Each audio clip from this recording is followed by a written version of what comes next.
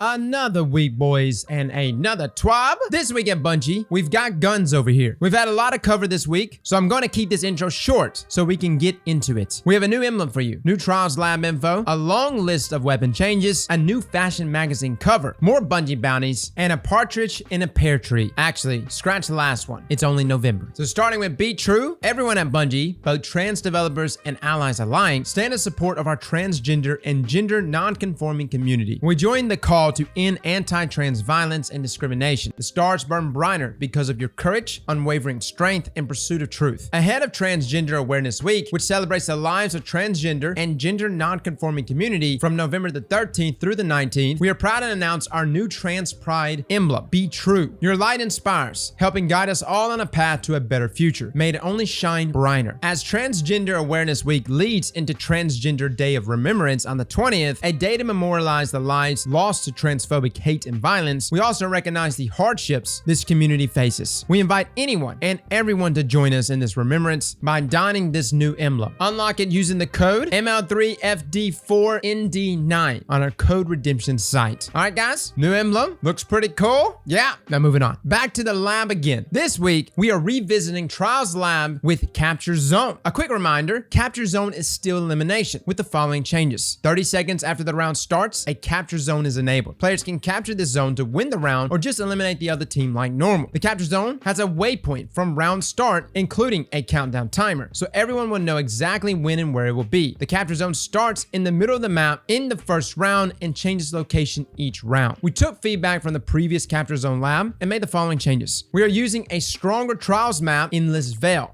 Okay. Rather than rotating through points that give one team a significant location advantage, we are rotating through 3 neutral zones, one at Temple, one at Mid, and one at Shrine. Players no longer get super energy when capturing a zone, either before or after a round ends. As we mentioned last week, card-based matchmaking is on all weekend, with the flawless pool turning on Sunday morning at 10 a.m. As with previous 2 labs, a 2x Trials rank booster will be on all weekend. Going forward, we are looking at adding in-match rewards prior to getting a 7-win card, making it more worthwhile to play in the flawless pool. And for increasing reputation gain, especially in the later ranks, we are still firming up plans, so expect more information on the rewards in December. Wow. Okay, I didn't even know we were going to get labs back again this soon. But yeah, guys, essentially, the matchmaking that we had a few weeks ago was removed, as in no longer is it going to take into account how many wins you got for that weekend, and that's who you will match against. However, the separation of the pools will still go into effect on Sunday. Now, moving on. Pew pew. Our 30th anniversary is coming up quick, and a new dungeon and cool rewards aren't the only thing we're adding to the game. We're also making a hefty tuning pass to weapons and perks. We've still got a little bit of time before these changes go live on December the 7th, but in the spirit of transparency, let's get into it early. Please welcome to the stage design lead Chris Proctor. So from Chris, good day again. We have a mid-season weapons update ready to go live for you next month. Because Season of the Lost is a slightly larger season than normal, we have a slightly large mid-season tuning pass for you. Let's get into the nitty-gritty. So starting with Archetypes, shotguns. In Season 11, we wanted to see if slugs would be viable in PvE with a high enough reward for the risk of being close and the time it takes to aim at the head. Good news, they're viable. However, they currently outclass pellet shotguns and many other special ammo options, not to mention being part of a dominant boss melt tactic. We like to equalize this a bit. However, since pellet shotguns are easier to use than slug shotguns, they don't need as large of a bump. So we're reducing slug shotgun PvE damage bonus from 30% to 20%. We also gave pellet shotguns a 10% PvE damage bonus. All right. Yeah, Bungie's really trying to go after the Anarchy slug shotgun combos that we've been using for the past year. I thought they were just going to stop at Anarchy. It's interesting that they're still going after slug shotties. Will the 10% buff there be enough for me to use another shotgun over a slug? I think so. I mean, I haven't used shotguns much in so long, but let's be real. The artifact mods decide the meta every season, right? Now moving on to linear fusion rifles. In Season 14, we bumped these up, but believe that while their potential damage output competes numerically, and they're extra hot right now because of the sweet particle deconstruction, they can't compete with the ease of use of other damage options. Last time they got a precision damage buff, this time it's a flat damage buff, increasing PvE damage by 10%. Dude, they're already really good. Like, I know particle deconstruction's making them really good, but I've gotten to the point using linears this season to where I just like using them more than any other weapon type in my heavy slot, whether it's Sleeper, Reed's Regret, Threaded Needle. Now they're gonna get an overall PvE buff by 10%? Well, hell yeah. Now, caster swords. We ship this with a high heavy attack ammo cost to offset a great melee melee weapon that also has a good range attack. But now we believe it's safe to reduce the ammo costs. To reduce heavy ammo attack ammo costs from 8 to 5. I wonder how this is going to play into Black Talon. No lie, Black Talon's actually really good for both PvE and for PvP. But I don't think Black Talon ever consumed 5, right? I thought it was 3. Overall though, are there some really good caster frame swords that might see more usage now? Possibly. I mean, I got a couple Solar Scars that are really good. There's like some Vorpal rolls you can get. But come on, Bungie, just give us energy accelerant back for Crown Spitter. And I think that would be the only sword I would use. Moving on to bows. In Season 11, we bumped bow damage up by 10% versus rank and file enemies. Having seen this in game for a few seasons, it seems safe to nudge them up again, increasing damage versus rank and file enemies by 10%. Oh! All right, Love Monarch, TQ's Divination, Trinity Ghoul, even your legendary bows. Just gonna get nastier. Sidearms and fusion rifles. Due to ancient data entry error, sidearms and fusion rifle projectiles were non-hit scan. Behind the scenes, the engine does math converting a projectile from non-hit scan to hit scan if it would cover a specific distance in 1 frame. So this would only occur running at 60 frames or higher. Shout out to a specific community that provided us with evidence on this issue. You know who you are. So increase sidearm and fusion rifle projectile speed from 999 to 9,999, which makes them hit scan regardless of the frame rate. Oh my God, that's a direct reference to Dragon Ball Z. Wow, that's interesting. That tells you right there all the stuff that's tied to frame rate. Sidearm and fusion rifles were literally projectile based, sub 60 frames. So I guess for my last gen guys, fusion rifle and sidearms should be feeling a little bit better. And again, hit scan guys, it's just easier. It's more immediate. Shots fired, hits the target without any drop in the projectile or any lead. It's just immediate damage when your reticle is on the target. Actually, back inside of Destiny 1, all fusion rifles were actually projectile based. Now moving on to exotics. Oh, we knew this was coming. Vex Mythic class. Yeah, we overbuffed this. And while it's kept in check by peak shot potential of hand cannons, etc., it's definitely melting faces. In playtests, we feel it's still strong enough to be desirable without feeling free. So first, we reduced aim assist stat by 25. We also reduced the linear fusion rifle mode aim assist cone scaler from 1.1 to 1.05.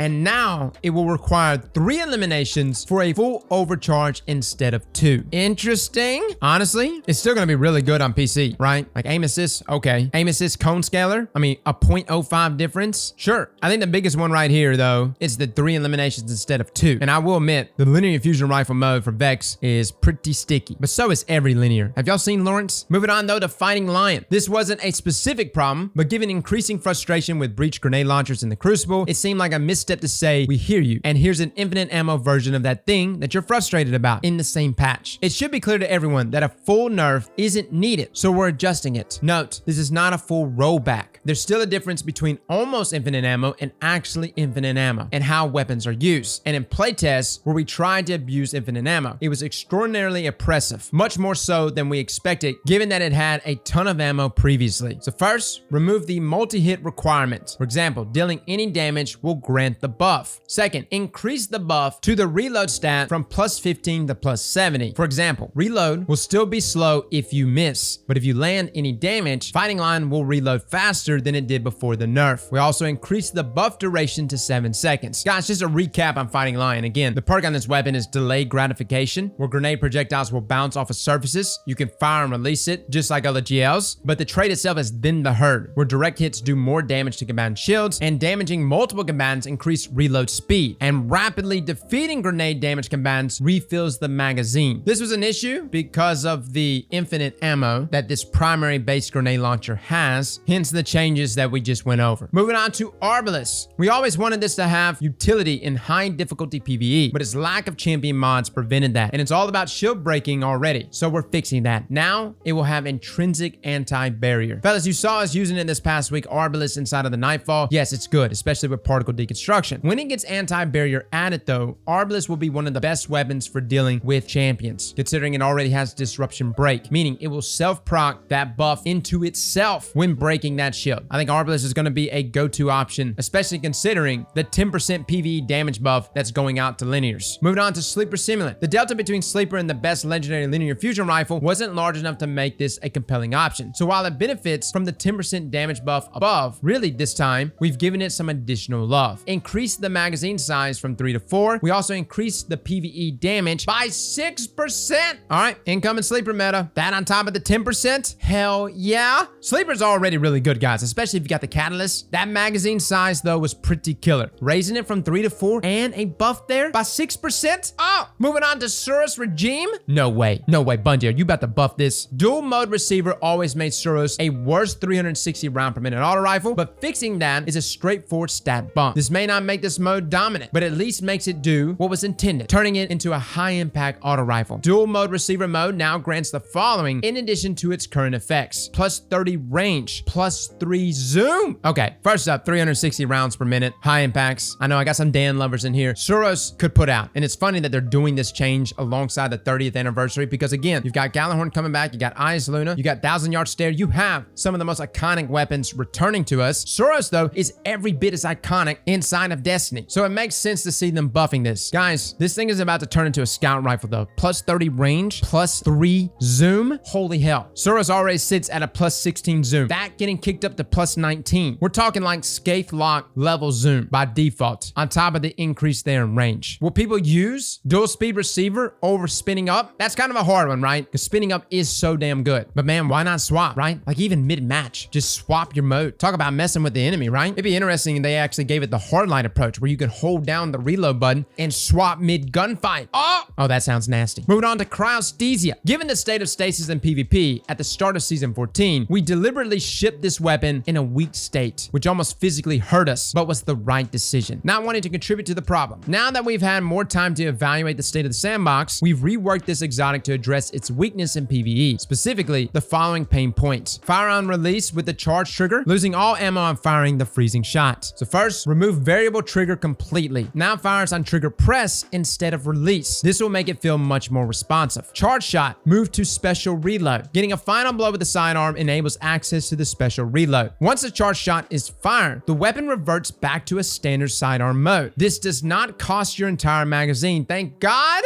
Charge shot now causes an AoE, which freezes AI and slows players. Direct hits still freeze. Okay, so some added forgiveness there. Okay, big change, guys, big change. Cryosthesia, let's just be real. It was already limited just in its own playstyle. With liquid cooling, that LN2 burst, even with the catalyst, right? There were some limitations. It just felt awkward at times when getting that free shot off. And then to top it off with the fact that we have perks like Headstone and Anger Scepter, there's no reason why Cryosthesia shouldn't get a buff. These are good changes, especially the AoE change there for freezing AI. More ease of use, more fluidity. I'm looking forward to using this sidearm. Moving on to Leviathan's Breath. This bow is underused. Yes, it is. So we want to give it a bump while also making its catalyst more interesting. Expect this type of catalyst tweak to become more common moving forward. Oh wow, Bungie's actually going to start targeting catalysts. The catalyst will now grant the Archer's Tempo perk in addition to its other effects. Oh! Okay, am I still going to use Leviathan's Breath over other heavy weapons? That's a tough one. Now I know Leviathan's Breath's got some good things, right? It can deal with unstoppable champions. It's a heavy-hitting void bow. It does that large concussive blast. Its exotic catalyst maximizes your quiver size. Now Archer's Tempo, what is that? Like a 30% drop there in charge? I can't remember off the top of my head. Archer's Tempo though will allow you to expend more shots when landing precision shots, right? I like this change. Will I use it over Sleeper, which is about to get a ginormous buff? I don't know, man. That's gonna be a tough one. Moving on to Whisper of the Worm. The original DPS King has fallen out of favor with the delay before the damage buff kicking in, making the weapon less usable in short damage phases, and optimal sustained damage requiring all critical hits but not sufficiently rewarding precision. So first, reduce delay on activating Whispered Breathing from the catalyst from 2.1 second to 1.2 seconds. White Nail magazine refill change was 3 from inventory, but now pulls 2 from inventory and 1 from thin air. Oh, that damage, the consistent damage. We also increased damage in PvE by 10%. Okay, all right. Again, you saw what just happened. They buffed Suros Regime, all right? They're buffing Whisper. They're buffing the iconic weapons. That's what they're doing right now. They're like, yo, these are the weapons that people think of when they think of Destiny. We got to give them some love. Whisper getting massive love here. Moving on to Darcy. No way. What year is this? What is happening right now? The sniper rifle's damage has fallen behind as other options have been buffed, and its damage is dependent on crits, while also requiring 100% time on target. So we've improved its ease of use and bumped the damage up. So first, reduce flinch, recoil, and accuracy degradation by 50% while Personal Assistant is active. Personal Assistant now has a 1 second delay before deactivating Deactivating when off target was instant. Also increased damage in PvE by 20%. Good lord, man. Today's TWAB is going to be called Buff TWAB. We're seeing all the buffs right now. This is sexy. Malfeasance. For a weapon all about explosions, this hand cannon's explosions were a bit underwhelming. So we increased explosion damage by 50%. Hot damn. You know what's amazing? If you like Lucky Pants and you like Malfeasance already, it's just going to get nastier. And understand this update is not happening on the tail end of a season. It's happening mid-season. It's happening the first week of December, meaning you can use all of these things, including Malfeasance with that 50% explosion buff starting this December. I can't wait. Moving on to Dead Man's Tell. We've seen the scout rifle usage drop dramatically on console since the recent nerf. So we spent some time tuning it in a way that benefits controller much more than mouse and keyboard. Now we don't believe this buff will improve the weapon much on mouse and keyboard, specifically touching hipfire with the catalyst. Note, this isn't actually branching the tuning between input devices, but the bits we touch are either only present or are much more impactful on controller. So first, increased reticle friction fall off distance, no effect on mouse and keyboard. Less recoil, reduce effect on mouse and keyboard. Improve accuracy, reduce effect on mouse and keyboard. Okay, listen. I know they're saying reduced effect on mouse and keyboard. And I know this means that this weapon should be more usable for controller. But all I'm seeing is Sky Cowboy is back on the menu, baby. We used DMT a few weeks ago, and it's still very good on mouse and keyboard. So I'll take a little buff that in quotes reduce effect. Yo, I'll take that. Moving on to Heir Apparent Catalyst. There was a data error in the Heir Apparent Catalyst, resulting in it granting too much damage resistance against players. This has now been corrected. No effect in PvE. Reduce damage resistance against players from 75% to 25%. Okay, listen, I know nobody wanted to see that. Who doesn't like feeling like a god inside of Crucible, right? And when you have an Heir Apparent fully charged, shielding you, you feel like a god. But it needed to happen. I played an Ironbender game the other day, guys. 4 other people on the team all had Heir Apparents when I loaded in, and there was nothing I could do. So yeah, good change. Moving on to Lawrence Driver. The bonus ability energy feels extraneous when the damage buff is so strong, and we're limiting certain weapon sources of ability energy. So we removed ability energy regeneration on picking up a telemetry. Wow. Get wrecked, Lawrence. Traveler's Chosen. The ability energy granted from the perk was on a curve that isn't intuitively understood. Similar to Lawrence Driver, it seems appropriate to adjust this in PvP. These changes aren't noticeable in PvE. Now grants 10% ability energy per stack on activation. Was previously more generous on the lower stacks, less generous on the high stacks. The average and amount for 10 stacks are still unchanged. We also reduced stacks granted on a Guardian defeat from 3 to 2. Am I reading this right? Am I seeing a Traveler's Chosen nerf? What data proves that Traveler's Chosen is too powerful? You gotta read in between the lines, guys. Read in between the lines. What we're actually reading right there with that nerf to Traveler's Chosen is that abilities are about to get a buff. Maybe in this sandbox, maybe in the next. Moving on to perks. Adrenaline Junkie. This perk wasn't performing as well as intended, and the path of least resistance was making it live up to its dev name, Grenade Buckler. Eliminations with the weapon can add single damage stacks or extend existing ones. Grenade eliminations boost the stacks immediately to ×5, lower the duration to compensate for weapon activation. All right, I mean, the biggest thing right here is that eliminations with the weapon adds a single stack or extends it. That's a big one. Yeah,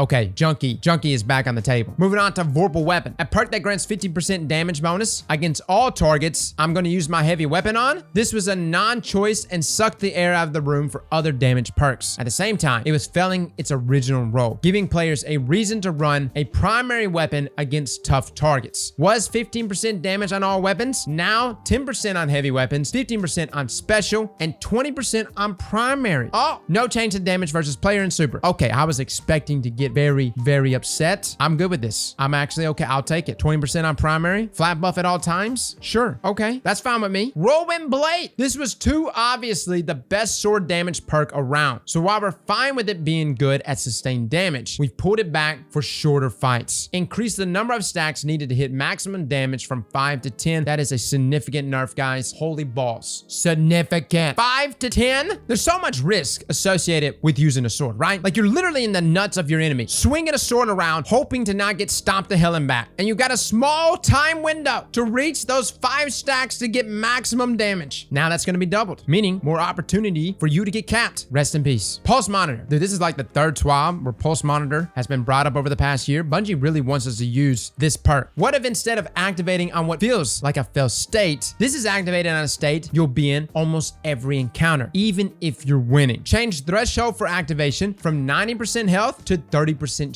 shield. For example, this now requires much less damage to trigger. Okay? Maybe. I don't know. Dude, we're finicky, man, right? Pulse Monitor, is it better than what it was before? I mean, it's got like 2 buffs under its belt already. I actually like Pulse Monitor. It's not necessarily a perk I go after. Will we use it? I don't know, man. I mean, we're so reload heavy. Like after every engagement, I'm reloading, right? It's just automatic for us. But perhaps we may be in a Pulse Monitor meta. I don't believe that, but maybe. Mods. Quick Access Sling. Oh, shoot. I knew this was coming. The usage on this mod is very telling. It's extensively used on bows and breach grenade launchers and barely used at all on other weapons. Well, yeah, because it's not a single shot weapon. At the same time, we've pulled down some options players had for improving their swap speeds and wanted to make an option available for building toward that on all legendary weapons. So we'll be watching how this feels in the wild and may revisit it later. Functionality has been changed. Was plus 100 handling, 0.9 ready stow aim down sight time for 0.4 seconds after running out of ammo. Now 0.9 ready stow time all the time. This change also applies to the swap mag perk as they use the same perk behind the scenes. Oh, so wait, correct me if I'm wrong. We're still getting the same ready stow and aim down sight speed, but with no duration limitation. Yeah, right here it says for 0.4 seconds and then says ready stow time at all time. Does this mean we don't have to run out of ammo? Am I reading this wrong? This seems kind of confusing. I was expecting a heavy-handed nerf, but I'm seeing a buff. Or is this actually deceiving me and is in fact a nerf? I don't know. Moving on to full auto retrofits. We've seen plenty of requests for an accessibility option allowing full auto fire, particularly on fast-firing semi-automatic weapons. We have a settings option in the works for a season after the Witch Queen launches, but decided to put in a stopgap to help players until we are able to ship it. Please keep these types of suggestions coming. Added full auto retrofit weapon mod that enables full auto while the trigger is held. Usable on legendary hand cannons, sidearms, scout rifles, and pulse rifles. This is unlocked by default for all players. Wow, so it's an actual mod that will add on full auto. Dude, that's nuts. And we have a Darkest Before review coming out tomorrow, and we even talk about full auto. Now you'll be able to just throw it on as a mod? Guys, that is a big, and I mean a big change. Think about how many rapid fire scout rifles, pulse rifles, even hand cannons that you'll just be able to lay on the trigger with. Huge move. Arguably one of the biggest changes. And this is coming in the 30th anniversary? Holy hell. Now in the near future, annual expansions are a good time for system level changes since they get so much more playtest time over a long duration compared to a normal season. Now we don't like that the desire for exotic catalysts is largely driven by the orbs of power generation that they provide and have something in the works to let players build around that limitation. Weapon differentiation. If I have 2 void adaptive hand cannons, one from the Surus Foundry, one from the latest raid, why do I care about one more than the other? The stats tend to be fairly close. Perk pools can be different, but there are only so many perks. And it's a stretch to say the perk pool gives the weapon its identity. We've got something shipping on all new and reissued weapons in the Witch Queen that addresses this issue directly and are working to expand the same solution to all weapons that drop in the future. Interesting. So new and reissued weapons in the Witch Queen that addresses the issue of weapon differentiation. Huh. Vague. Obviously many things we can think of with this. I mean, archetypes exist for a reason. They're grouped, right? I wonder if this weapon differentiation is going to be Bungie's way of like merging archetypes. That seems like a hell of an undertaking. Or maybe it's just tied to weapon crafting. I don't know. Now we mentioned in the last patch notes that we're not done with special ammo economy and PvP and have a further tweak coming that should help bring down the amount of ammo floating around. Also, exotic primary weapons already advance ammo finder mods much faster, but we want them to feel better in hard PvE content and are adjusting all of them to reach this goal. We're also adjusting some exotics, some that consistently top the PvP usage charts in an impressive way. Some have their perks limited to a degree that's no longer warranted. We're looking at you, Chaperone. Okay, so we do have some nerfs coming outside of what was listed here. I wonder if that's going to actually be disclosed to us in a later TWAB. Regardless though, guys, big changes coming this December. Massive changes. The full auto thing especially, right? Various buffs that are going out to the likes of Surus Regime, Darcy, Sleeper, Dead Man's Tale, Malfeasance. This is looking to be an extremely nasty update. Now, as a final note here from Cosmo, well, that was a lot of information. If you made it this far, bless your heart. You're our kind of people. While every TWAB leading up to the 30th anniversary might not have this much meat on the bone, I can promise they all have plenty of gravy and stuffing. See you soon. Love, Cosmo. All right, guys, that is your TWAB for the day. Yes, it is a thick one. As we get closer, I'll be collecting all the things that are coming in that big update, and of course, we'll consolidate those changes in one whole video. However, if you're new to one of these TWAB videos, feel free to subscribe. We cover these every single Thursday, especially leading up into these big updates. And big shout out to all of you who check in every single week. I very much appreciate you. Well, fellas and ladies, thank you all for coming and watching. And as always, Slap that like button like your mama told you right.